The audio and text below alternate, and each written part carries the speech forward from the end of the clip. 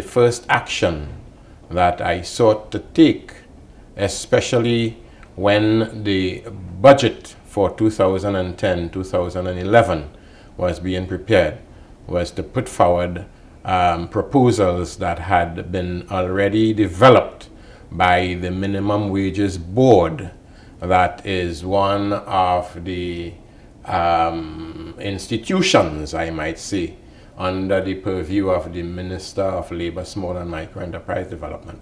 I took their proposal to the Cabinet, and there we had many discussions on the issue, because one would need to look at minimum wages and wages generally in the context of the economic well-being or otherwise of the society at the particular point in time. So that we succeeded in having the minimum wage move from $9 per hour, and it had been at $9 for about 5 years previously. We moved it to $12.50 per hour, effective January 1, 2011. It is coming out of action taken by the International Labour Organization on the question of global response to the economic crisis, and the concentration that is necessary on labor, on work, and the conditions under which we would labor and work, that an approach to establishing decent work practices, a decent work policy had been established, and we were exercising, really pursuing our commitment to that ILO decision, that we started to consult on the issue.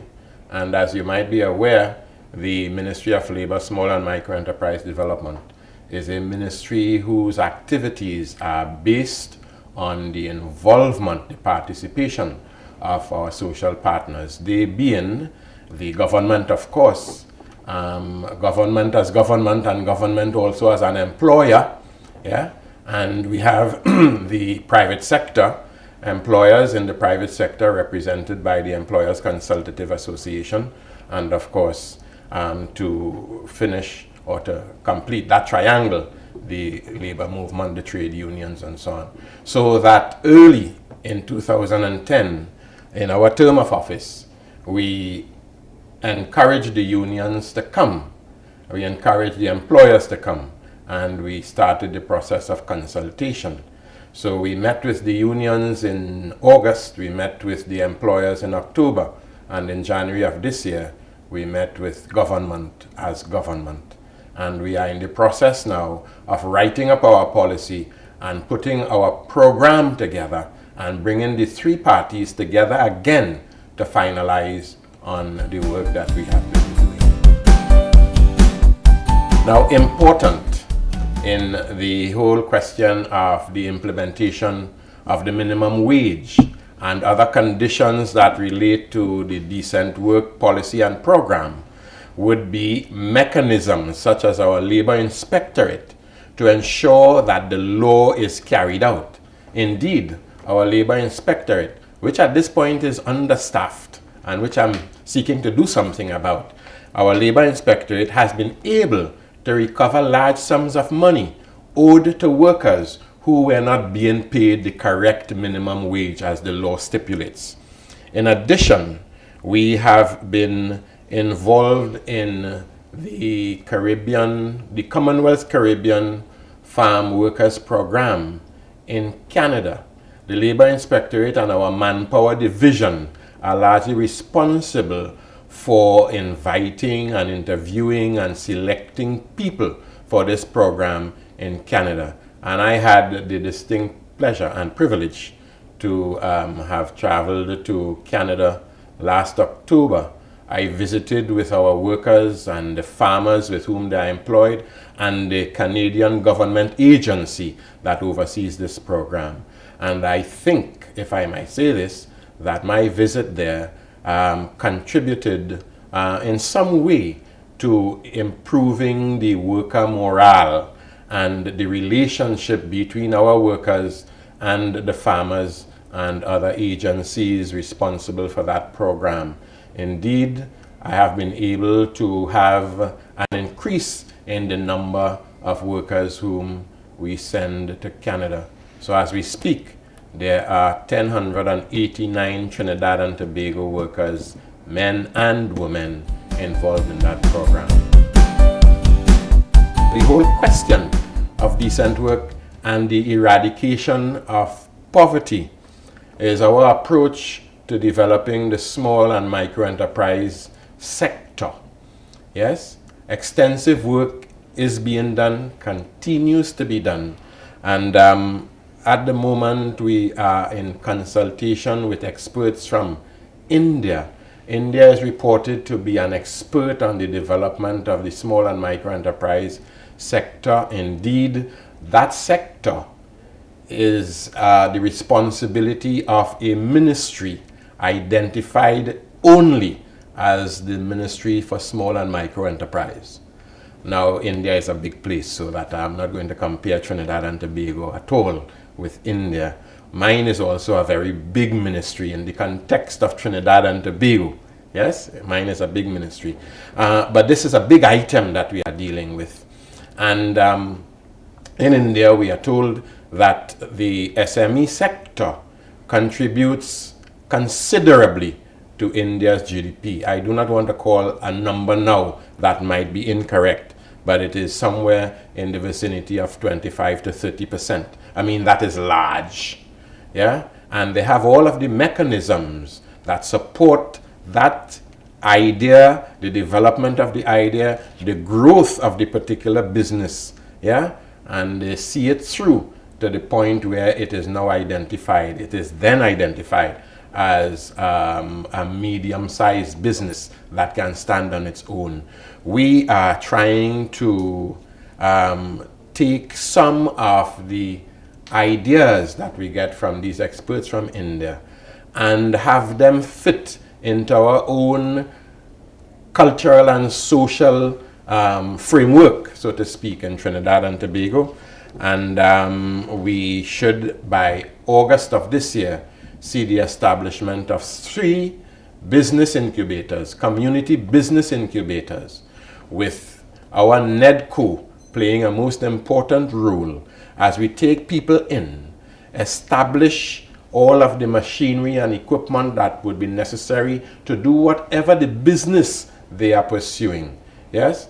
And have the supporting training programs, the management development issues that they would need to become familiar with, and to see to the extent that these business incubators can take a number of our now unemployed people, young people particularly, and train them into becoming entrepreneurs themselves. The URP is one of those social programs that have been set up for however long, and it has grown into something that we are not very proud of.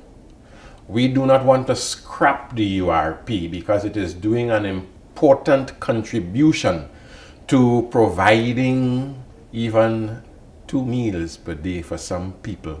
It does not pay a lot of money to anybody. Yes? And it is supposed to provide temporary jobs, yes, until people can find their own footing whenever they find it. But we do not have the mechanisms that will ensure that people find their own footing and move on to something else. And this is why we talk about the incubator system, right? To attract especially the young people, age 18 to 25. Yeah? We need to be very, very specific as to how we deal with these young people.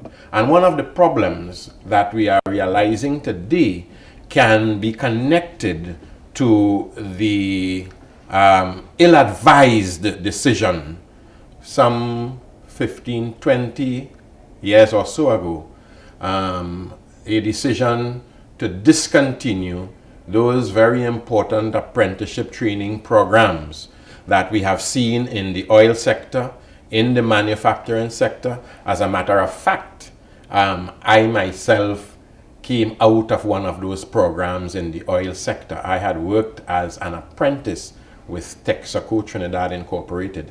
At the time, there was the apprenticeship program at Shell Trinidad Limited, the apprenticeship program at Trinidad Tesoro Limited, the apprenticeship program in Caroni, which is now called 1974 Limited.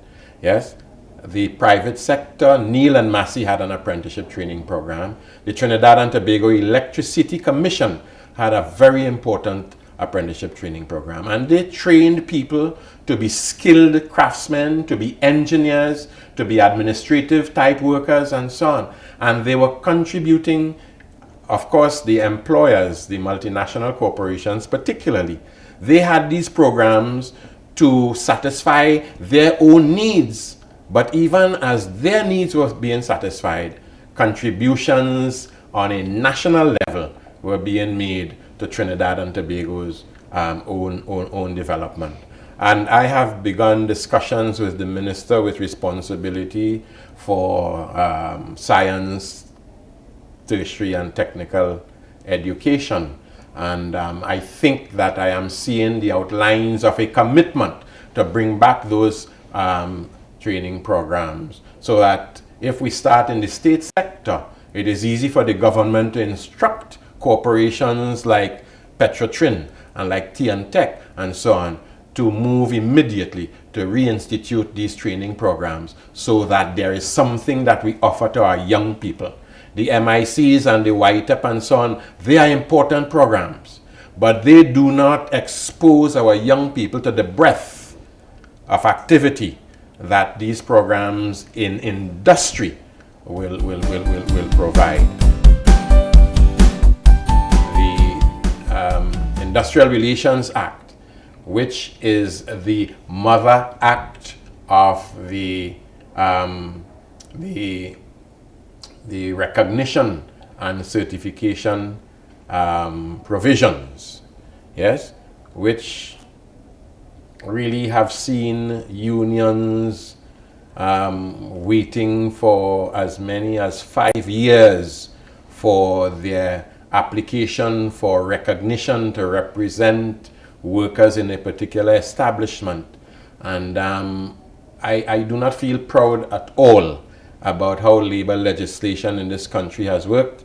I could not feel proud as minister about the long delays that unions suffer all of the time at the hands of a system that tells us that we must apply to a recognition board and have that recognition board check the union's books to find out whether workers have in fact joined that union, whether the signatures on those application forms are authentic signatures, and all of that you might be required to do. But there must be a system that would have that done as early and as quickly as possible, because belonging to a trade union is guaranteed in the Constitution.